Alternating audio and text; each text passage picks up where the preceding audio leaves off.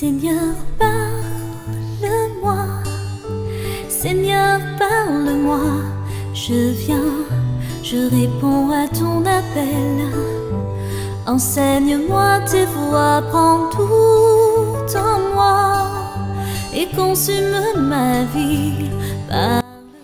Bonjour, bien-aimés dans le Seigneur. Soyons les bienvenus dans la présence de notre Dieu.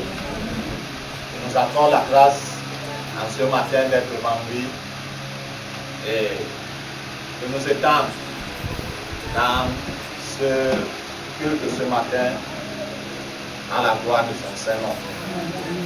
Nous parvenons à ce moment du partage de sa parole et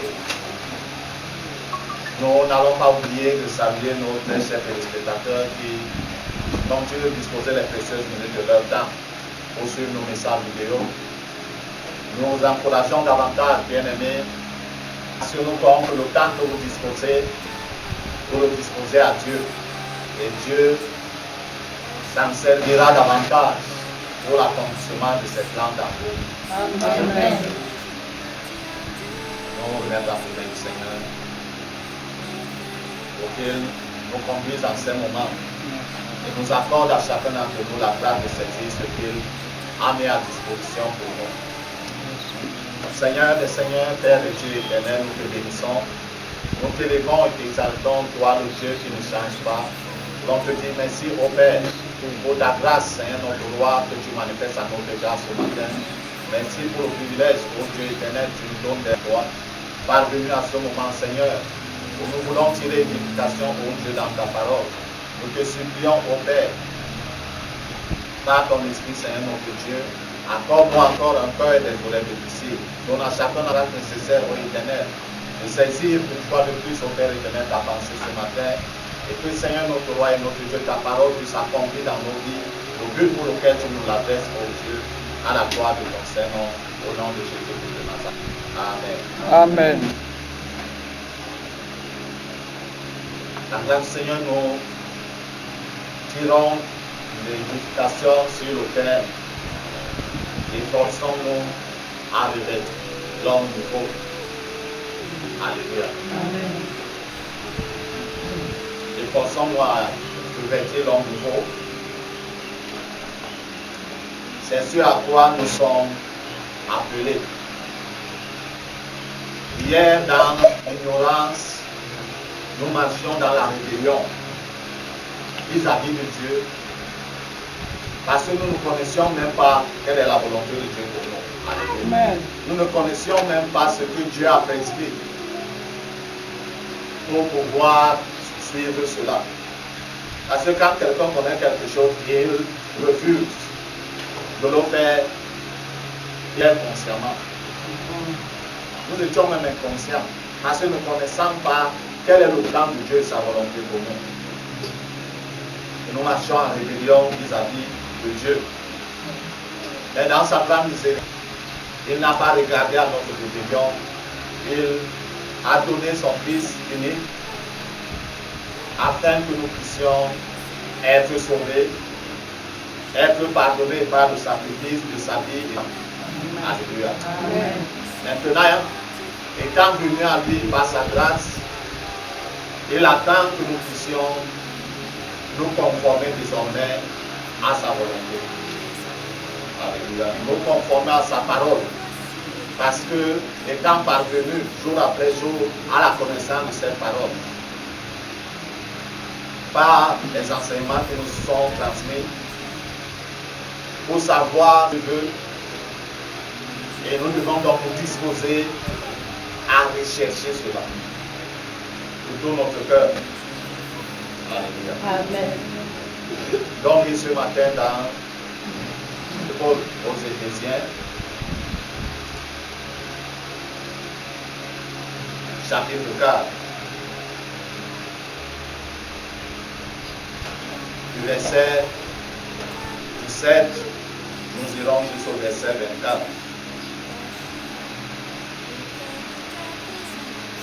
Éphésiens chapitre 4, verset 17 à 24. Ma version, il est écrit voici ce que je dis et ce que je déclare dans le Seigneur. C'est que vous ne devez plus marcher comme les païens qui marchent selon la volonté de leur pensée. Ils ont l'intelligence obscurcie, ils sont égarés, étrangers, à la vie de Dieu, à cause de l'ignorance qui est en eux, à cause de l'endurcissement de leur. Verset 19. Ayant perdu tout sentiment, ils se sont livrés à la dissolution pour commettre toute espèce d'impureté jointe à la vie. Mais vous, ce n'est pas ainsi que vous avez appris Christ. Si du moins vous l'avez entendu, et si conformément à la vérité qui est en Jésus, c'est en lui que vous avez été instruits à vous dépouiller, verset 22, du égard à votre vie passée, du vieil homme qui se corrompt par la convoitise, par les caprices trompeurs, à être renouvelé dans l'esprit de votre intelligence et à revêtir l'homme nouveau, créé selon Dieu dans une justice et une sainteté que produit la vérité. Amen. Amen. C'est juste une portion de ce que l'apôtre Paul, en ce temps-là, écrivait aux chrétiens d'Éphèse. Ville de l'activité actuelle. On entendait Éphèse, on pensait à l'époque là que c'était les villes célestes. Alléluia. On avait dans les chapelles, on entendait quand on nous parlait de Mésopotamie, nous on savait que c'est les villes qui sont au ciel. Jérusalem, on savait que quand on parlait de Jéricho, on savait que c'est les villes qui étaient au ciel et nous, nous étions sur la terre. La parole de Dieu entrait une oreille et sortait de l'autre. On ouvrait la Bible seulement lors des occasions des fêtes. Donc on n'en avait même pas. Donc le prédicateur ouvrait sa Bible là-bas, il prêchait, on entendait et quand on sortait, on oubliait tout. Mais par la grâce de Dieu, dans sa miséricorde, il a bien nettoyé nos oreilles et a attiré notre attention sur lui. Alléluia. Et l'apôtre Paul, ce matin, le Seigneur utilise encore cette portion de l'écriture pour nous réveiller davantage l'intelligence. Alléluia. Il nous dit que nous devons plus marcher comme les païens. Ils marchent selon la vanité de leur pensée. Ça veut dire que devant Dieu, la pensée est vaine. Elle ne conduit à nulle part. Si lui a la destruction, a l'égarement. C'était les pensées que nous avions hier. Grâce de Dieu, par le moyen de sa parole qu'il nous a adressée, il nous revient de nous disposer afin que notre pensée puisse être changée, voire renouvelée. Les païens ont l'intelligence aussi. C'est pourquoi Dieu dit qu'ils sont fous. Non pas parce qu'ils sont réellement fous, mais que leur intelligence les pousse à des actes de folie devant. Parce que quiconque le fait par la volonté de Dieu, c'est un fou. C'est comme quelqu'un qui, pendant que tout le monde est habillé, lui, il se déshabille les deux. Même si les boulons n'ont pas été décidés dans sa tête, on va le prendre parmi les fous. Alléluia. Mais ils sont étrangers à la vie de Dieu. À cause de l'ignorance qui est en eux. Parce qu'ils ne connaissent pas la parole de Dieu. Alléluia. Quelle est la volonté de Dieu? Et plus encore, leur cœur est endurci. Les mots qui les frappent, qui subissent, ils renvoient l'origine à Dieu.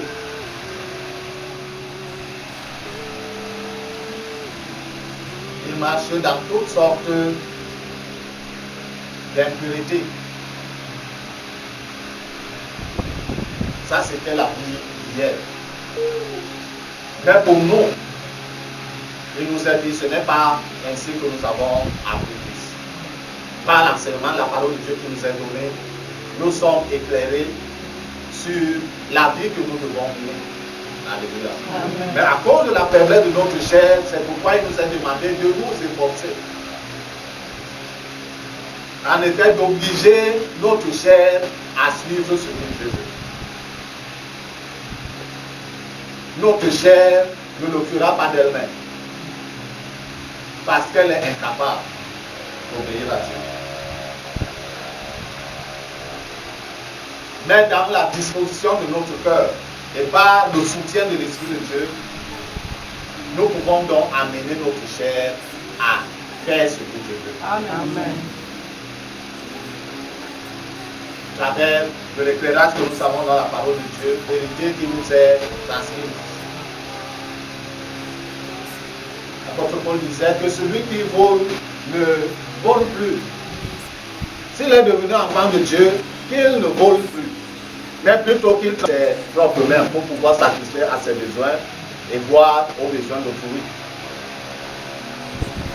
Donc un enfant de Dieu, il n'est plus attendu de lui qu'il s'engage volontairement dans le péché. C'est qu'il n'a pas compris qui est-ce qu'il est devenu. Alléluia. Un enfant de Dieu, le péché doit être comme un accident. À cause d'un manque de vigilance, si je peux dire ainsi. C'est arrivé. C'était ma bouche, ma langue a glissé et cette parole est sortie. Parce que consciemment, vu la vérité qui est en nous, ou qui devrait être en nous, nous savons que dire ceci est mauvais. Alléluia. Donc nous devons nous efforcer que cela n'arrive jamais. Nous savons que faire telle ou telle chose, la parole de Dieu nous l'empêche. Et c'est dans cette élan, dans cette discipline, que le vieil homme, dont la caractéristique était le péché.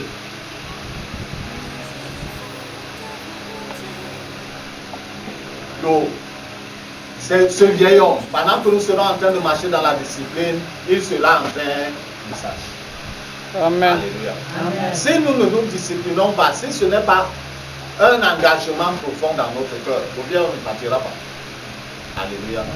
C'est comme le sol ou le champ qui trouve un espace non cultivé. Qu'est-ce qu'il va trouver sur cet espace? Les herbes, non? Donc c'est leur terrain d'origine. Alléluia. Quand tu veux culture sur ce sol, tu dois défricher l'herbe. Et voir même quand l'herbe sèche, tu mets le feu. On ne met pas juste le feu parce qu'on veut brûler l'herbe. On met le feu dans le but que même les racines de cette herbe puissent être enlevées. Alléluia. Qu'elles meurent, leurs racines meurent. Parce qu'on veut mettre une nouvelle semence. Et lorsqu'on met cette semence, que ce soit le grain de maïs ou que ce soit la semence, le cultivateur veille. Alléluia. Parce que lorsque les pluies commencent à tomber, pendant que la semence que tu veux récolter après un certain nombre de temps pousse, l'herbe va faire comment? Elle va pousser. Parce que c'est son origine. Alléluia. Amen. De même, le péché est condamné dans cette chair. Si nous ne nous disciplinons pas et nous ne nous efforçons pas de faire mourir le péché, ou alors faire mourir nos péchés, malgré qu'on est enfant de Dieu, on se trouvera en train de vivre dans le péché. Alléluia. Enfant de Dieu sera seulement un titre. Mais Dieu voudrait que ce soit notre véritable. Amen. Nous devons ainsi nous dépouiller du vieil homme et revêtir l'homme nouveau au travers de l'enseignement de la parole de Dieu qui nous est donné. Le Seigneur nous dit de ne pas mentir ou de ne pas nous mentir les uns les autres parce que nous sommes membres d'un même corps. La même ne peut pas, enfin un homme ne peut pas se gifler de lui-même. Alléluia. Parce que c'est ce qui va sentir mal. De même mentir son frère, c'est comme si on était en train de se mentir soi-même. Bien-aimé dans le Seigneur, Dieu voudrait que nous puissions davantage nous discipliner, davantage approfondir nos déterminations, davantage nous enraciner pour que la nouvelle vie qui est en nous puisse émerger davantage. Alléluia. Que la transformation soit effective, soit visible, soit palpable. Et qu'ainsi la gloire revienne dans nos vies au travers de nous. Amen. Parce qu'en effet, nous aurons à un jour donné à lui rendre compte de la manière dont nous avons vécu, la manière dont nous avons marché. Pendant que le temps se fait maintenant, ajustons notre marche. Alléluia. Ajustons notre conduite. Amen. Et ne laissons pas au péché l'occasion de pouvoir s'exprimer. Parce qu'il va s'exprimer. Alléluia. Nous sommes encore dans la chair. Il va puisque la chair est disposée à cela. Mais notre esprit, s'accordant au Saint-Esprit, obligera notre chair à marcher comme Dieu veut. Amen. Alléluia. Amen. Nous n'avons plus l'intelligence obscurcie parce qu'elle est éclairée par la parole de Dieu qui est lumière. Alléluia. Amen. Permettons à cette lumière de nous éclairer entièrement. Et conduisons-nous comme des enfants de lumière. Alléluia. Et nous n'aurons pas à commettre des gaffes dans cette marche. Que le Seigneur bénisse sa sainte parole dans nos cœurs. Surtout et surtout, bien aimé, que nous puissions précieusement la garder et la mettre en pratique. Amen. Seigneur Père Tout-Puissant et Dieu de gloire, au nom de Jésus de Nazareth, nous te bénissons encore. Nous t'élevons et te célébrons, toi qui es fidèle. Merci pour ta parole que tu nous avais ce matin, oh Dieu. Roi des rois, permettre à chacun d'entre nous, Seigneur, qui l'a entendu, de la garder précisément dans son cœur et pouvoir, Seigneur, notre Dieu, la mettre en pratique, au Père, au nom de Jésus de Nazareth. Dieu d'amour et de fidélité, j'élève au-devant de toi cette personne, ô Seigneur, notre roi, à qui tu accorderas la grâce de croiser ce message vidéo. Père, quel que soit son texte, quel que soit son... accorde à cette personne, ô Père éternel, la grâce nécessaire, Seigneur, notre roi, de saisir ta pensée, ô Dieu, au nom de Jésus de Nazareth. Père éternel, accorde à cette personne, Seigneur, notre roi, de pouvoir se soumettre à ta pensée, éternel Dieu, au nom de Jésus de Nazareth. Oui, Père éternel, notre Dieu, dans ta grande bonté, visite cette personne pendant ce moment de coupe, oh Dieu, de manière particulière selon ta grande fidélité, oh Dieu, au nom de Jésus de Nazareth. Les aspects de sa vie, Seigneur, qui ne te sont point cachés. Et tant ta main, Seigneur, notre roi, briser tout ce que l'adversaire avait mis sur pied, oh Dieu éternel, comme plan de nuisance, plan de destruction, Seigneur, notre roi, au nom de Jésus de Nazareth. Et apporte dans ta grande bonté, Seigneur, la réparation. Apporte, Seigneur, notre la reconstruction. Apporte, ô Père éternel, notre Dieu, s'il y a même besoin, la récréation, ô Dieu de toi, dans ces aspects, à la gloire de ton Seigneur. Que ton Seigneur soit béni et honoré, Dieu tout-puissant, au nom de Jésus-Christ de Nazareth. Amen. Ton esprit, je te dis, me voici, je viens. Oui, je veux faire ta volonté.